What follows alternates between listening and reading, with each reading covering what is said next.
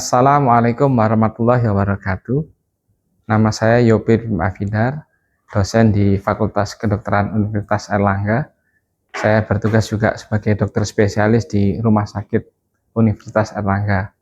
Saya mengampu salah satu mata kuliah, yaitu kepanitraan klinik di Departemen Anestesiologi dan Reanimasi. Saya akan membawakan kuliah mengenai life support. Ya, isinya adalah mengenai ada basic life support, yaitu bantuan hidup dasar yang pada pelaksanaannya harus dikuasai oleh mahasiswa karena ini mengenai kegawat daruratan yang bisa terjadi kapan saja dan di mana saja. Jadi targetnya mahasiswa kita harus bisa melakukan life support. Ya, nanti pada metode perkuliahan biasa, maka perkuliahan ini agak susah dikerjakan karena kita akan berusaha untuk memudahkan mahasiswa untuk bisa melakukan basic life support. Jadi inovasi saya gunakan metode role play dan sekaligus bedside teaching sebelum role play dilakukan agar mereka bisa melakukan bantuan hidup dasar dengan baik dan diharapkan 80% mereka dapat melakukannya pada pertama kali percobaan, dan jika tidak maka akan kita lakukan ujian berkali-kali sampai mereka bisa, karena ini menyangkut kemampuan skill yang harus bisa dilakukan oleh mahasiswa, terutama syarat lulus bagi mahasiswa yang stase atau masuk di bagian anestesiologi dan reanimasi. Assalamualaikum warahmatullahi wabarakatuh. Saya Dr. Yopi, anestesiologi, ya, bertugas di Departemen Anestesi. Kebetulan saya kepala departemennya di Rumah Sakit Universitas Airlangga, ya, Departemen Anestesi. Jadi kita akan belajar dalam mata kuliah kepanitraan klinik di anestesiologi dan reanimasi. Saya akan bawakan mata kuliah tentang life support. Ini basic life support. Basic life support ini penting sekali karena setiap saat kegawat daruratan terjadi di kita, baik di UGD, di kamar operasi, maupun di hari-hari yang Anda lalui. Ini setiap saat Anda bisa terjadi kegawatan di bidang airway, ya, breathing dan circulation. Maka apa yang ini penting? Karena kalau kita ini airway-nya terganggu, maka Anda hanya punya waktu kurang dari 3 menit. Kenapa? Anda tidak dapat sirkulasi oksigen, maka otak sebagai organ terbanyak yang mengkonsumsi oksigen, ya, jadi yang terbanyak mengkonsumsi itu adalah otak dan jantung, itu nggak punya sama sekali reserve, sehingga Anda akan dihadapkan keterbatasan waktu. Jangan sampai pasien tidak bernafas 3 menit.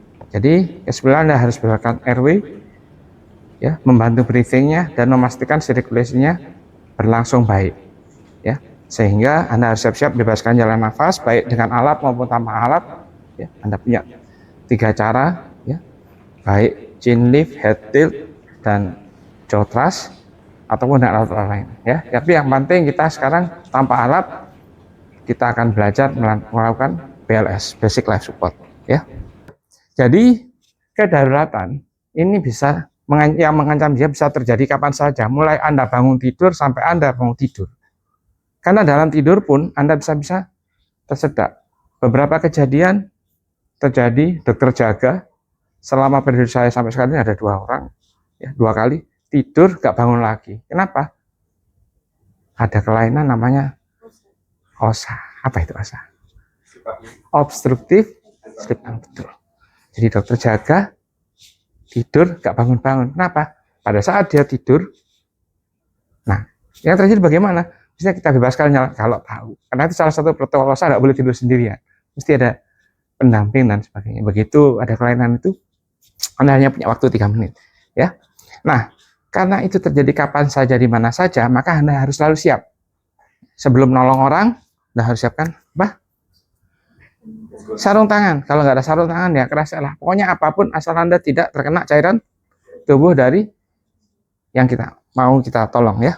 Nah, karena bisa terjadi kapan saja di perjalanan Anda bangun tidur, kapan saja di mana, maka Anda harus selalu siap. Bebaskan jalan nafas dan melakukan tindakan bantuan hidrobrasar atau cardiopulmonary resuscitation kapan saja di mana saja. Karena teorinya nggak boleh lupa, hitungannya nggak boleh lupa. Ya, karena itu refleks. Setiap saat Anda bisa dapat ya. Karena itu jargon kita adalah apa itu? Life time saving is life saving ya. Terus apa lagi? Nanti kita bahas ya, jangan lupa ya. Jadi life support itu untuk semua orang dan kita mesti siap saat. Nah, ini adalah beberapa teknik dan cara kan saya tunjukkan. Nanti kita juga akan memberikan praktek Anda kalau mau coba boleh ya. Siap orang boleh nyoba ya. Nanti akan saya beritahukan bagaimana tekniknya. Tapi jangan lupa tetap pakai sarung tangan ya.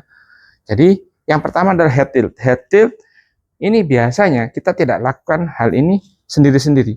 Head tilt dan chin lift itu biasanya kita langsung jadi satu ya. Jadi perhatikan ya. Posisi pasien ini tidak sadar maka head tilt dan chin lift langsung jadi satu. Gitu ya. Sedangkan jaw thrust itu hanya pada saat keadaan pasien tidak sadar sama sekali.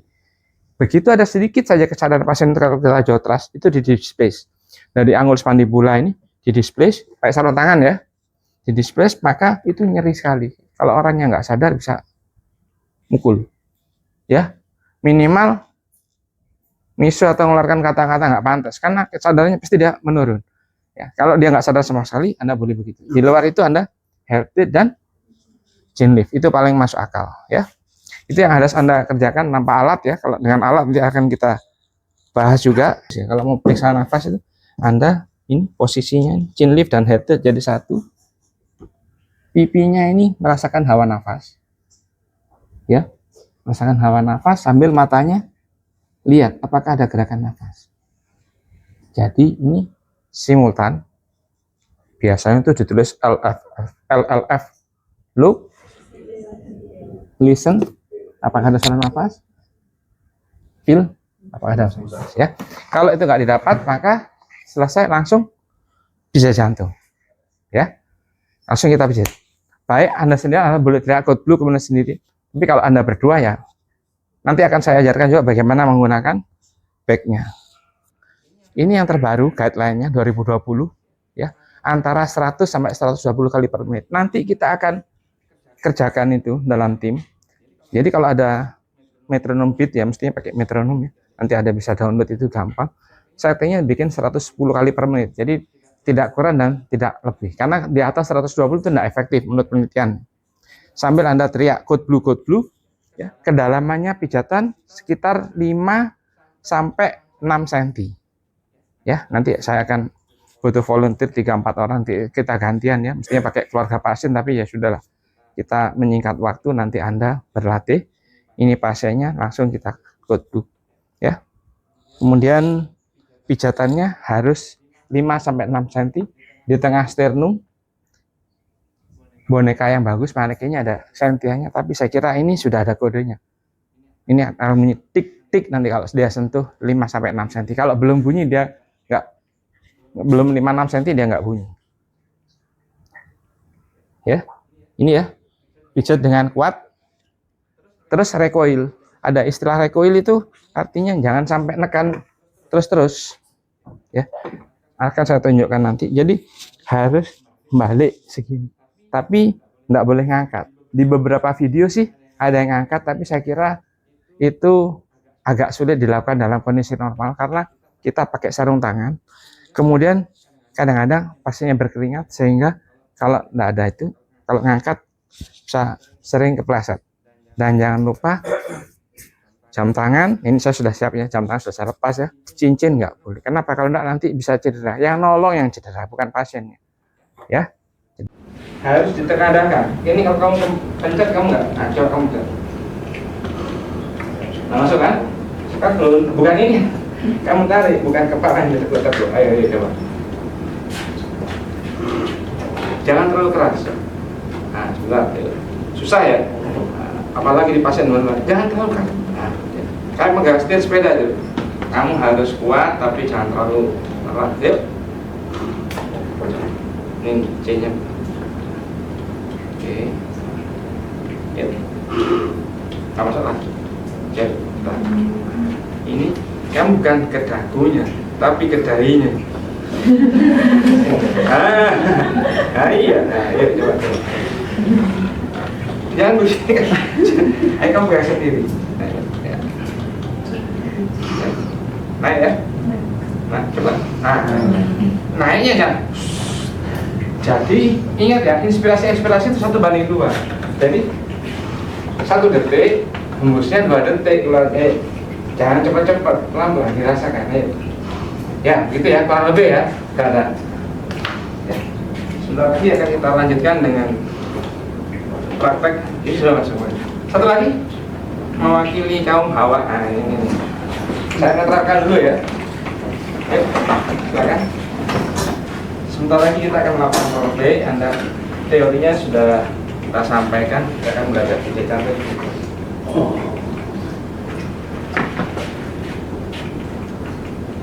Ya, langsung masuk ya. Jadi ini harus masuk ke dagu sini ya, jangan taruh ke atas. Bahkan bahayanya ya, Anda ingat-ingat bahayanya. Kalau ini masker terlalu ke atas, dia menekan bola mata, bisa menyebabkan bradykardi. Anda catat keywordnya nanti dibaca ya, namanya oculocardia. Jadi itu adalah penurunan heart rate sampai 20%. Nah ini pasien ini udah berhenti jantungnya kok diturunkan 20% lah, minus ya, habis. Ini agak susah ya, betul begitu ya. Jadi memang ini tangannya kecil tapi dia bisa pegang sini. Nah ini ya tidak terlalu keras. Jadi begitu mas, siapa namanya? Evan. Jadi nggak mau tahan gede, yang penting tekniknya pas. Gitu ya. Nanti yang lain nyusul sambil kita lakukan bisa jantung. Ini yang mau tanya pertanyaan, tangan 2 boleh? Boleh, kalau tanganmu nggak cukup, kamu boleh pegang tangan 2. Coba tangan 2. Kalau tangan 2 tetap hati-hati ya. Nah, ini nggak boleh terlalu dalam. Coba Evan sini, Evan. Nah, Evan. Selesai. Nah, kalau Anda terlalu dalam megangnya, ini enak nafas bagus. Ini nggak boleh. Nafas bagus kalau terlaksang, dia jadi bradykardi. Jadi di mandibulanya, di tepi mandibula. Pinter. Best gitu. Ya. Ini kalau dipencet mesti masuk. Coba sekali kita pencet satu tangan. Ada yang mau coba pencetkan itu.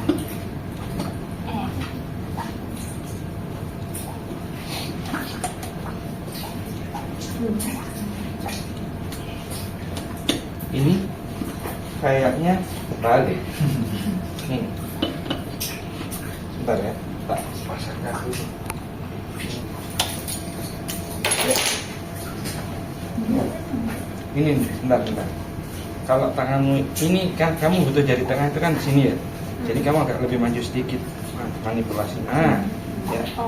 Terus ya. Di tengah atas. Ya. Ayo. Bisa ya. Padahal tangannya kecil ya. Bisa ya. Jadi gitu caranya ya. C-nya ya C gitu, tapi kamu jangan peluk ini ya. Karena jari tengahnya nggak bisa ngunci. Gitu ya. Ayo, Pak. Stop ya, stop. Iya. Kamu tekan lebih baik ya. Ingat ya, ini kamu pegang. Di mana ini? Di. Nah, kalau kamu di bawah mandibula ini, hati-hati ya. Itu bisa terjadi rangsangan yang bagus. Bradykardi. Sudah pasiennya berhenti jantung, bradykardi. Kapan nggak nyaut? Coba perhatikan aja. Kita lihat lagi. Ya, ini gini, bukan dipegang kepalanya, tapi dahinya ini. Ya, pintar. Nah, terus. Iya, dari sini. Kira-kira 5-10 detik kamu lihat. Oke. Nggak ada gerakan nafas. Nggak usah ngomong gini, karena dalam situasi beneran kita langsung code dulu. Ayo. Begitu nggak ada? Devaluasi 5 detik. Ya. Code blue. Ya, langsung posisi pijat. Ada metronomnya? Metronomnya 110. Ya, yang lain. Oke, kamu datang. Ingat ya, telinganya dipasang situ ya. Ya, lihat. Jangan disalip. Ini lepas. Ayo. Ya, itu memang gampang-gampang susah. Udah. Yuk. Coba. Naik ya. Nah. Betul ya? Ayo pijat. Pijat lagi. Tik. Metronom. Kecepatan ini, kecepatan. Pasti kecepatan. Metronomnya tadi.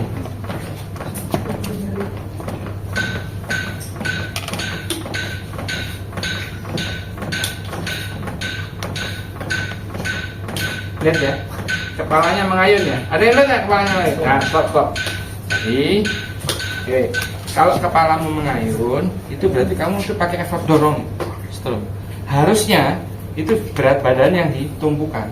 Jadi, kalau kamu ngayun gini sedikit, pasti kamu ini dorong, pasti dorong. Jadi kalau enggak bagaimana? Kalau enggak itu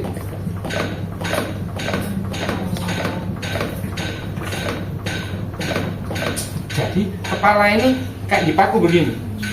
Ini segini. Kalau dia sampai permisi ya, kalau dia sampai ngayun begini, artinya dia tuh pakai effort genjotnya dan pasti capek gak kuat lama. Jadi kalau mau ya, ini begini terus. Pijat.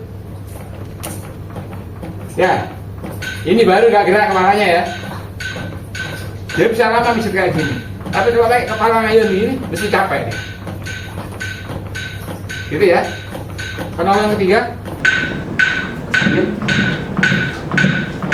Ya, bentar. Nah, ngayun ya kepalanya ya, dia pakai berat badan. 30 kali. Nanti. Oke. Ya, stop. Evaluasi. Nafasnya naik enggak? Evaluasi sama-sama. Nafasnya naik ya. Naik ya. Lagi. Jadi 30 pijat, 2 tiup. 30 pijat, 2 tiup. Tapi pada praktek beneran kadang-kadang 2 menit 3 menit sudah ada yang datang. Jadi kuncinya Anda harus jatuhkan berat badan. Anda pijat 1 kali udah keringetan. Kalau beneran, kalau enggak ya pasiennya yang berangkat, keluarganya yang keringetan. Ya, yang meninggal pasiennya. Jadi kalau kita kerjakan betul sampai yaitu teraba ya, atau sampai tim advan datang, atau sampai Anda capek. Kalau Anda capek, gitu ya. Jadi mudah-mudahan ilmunya bermanfaat. Terus tip dan triknya kalau Anda nanti masih kesulitan ya bisa kontak. Alhamdulillah sudah selesai kita lakukan pembelajaran sekaligus bedside teaching dan role play oleh mahasiswa, dan karena saking antusiasnya mereka ini masih mau melakukan coba lagi, terutama yang belum berhasil melakukan bagging manual ya sampai dadanya terangkat. Saya kira ya baik karena mereka ikut partisipasi aktif, dan alhamdulillahnya mereka secara tim sudah dapat bekerja sama, karena di semester awal itu mereka sudah pernah dapat. Jadi di level tahun pertama, tahun kedua mereka sudah pernah dapat, tapi hanya berupa teori, dan saat ini mereka bekerja sama dalam tim. Jadi inovasi kita yang kedua adalah selain kita bedside teaching dan role play, maka kita berusaha membuat bagaimana mereka berinteraksi antara satu penolong dengan penolong lain dalam bentuk tim. Jadi saya kira ini insya Allah sangat bermanfaat, sehingga sangat memudahkan mahasiswa untuk menghayati peran dan berlaku sebagai aktor dalam resusitasi. Jadi sebagai penolong itu mereka sangat bisa melakukan perannya sebagai penolong dan menjiwai, termasuk pada saat melakukan kode panggil, code blue ini dengan sepenuh hati dan teriak. Memang harusnya demikian. Terima kasih, mudah-mudahan bermanfaat. Sampai ketemu lagi. Assalamualaikum warahmatullahi wabarakatuh.